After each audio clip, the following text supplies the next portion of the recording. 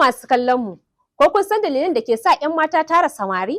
Sunana Amina Awal Makwarari, Premium News. Wani bincike ya nuna cewa kusan rabin dukkan matan da suka fi sharɓa soyayya a doron duniya suna haɗuwa da wasu samarin a bayan fage don gudun rabuwa da masoyi ko ɓacin rana. To ko menene yake kawo dalilan haka?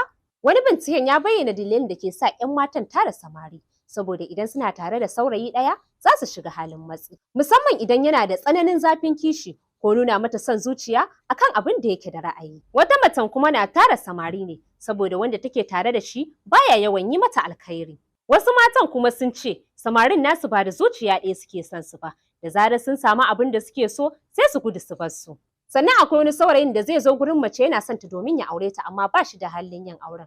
Da zarar mace ta fuskanci haka sai ta fara kula wasu samarin a waje saboda kada a ɓata wa juna lokaci.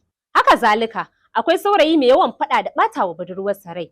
Wannan dalilin na sa mace ta fara kula wasu saurayin a waje domin nema wa kanta farin ciki. To masu kallon mu, ko me za ku iya cewa game da waɗannan dalilan a comment section? Sai ku biyo mu don jin dalilan da ke sa su ma mazan tara 'yan mata.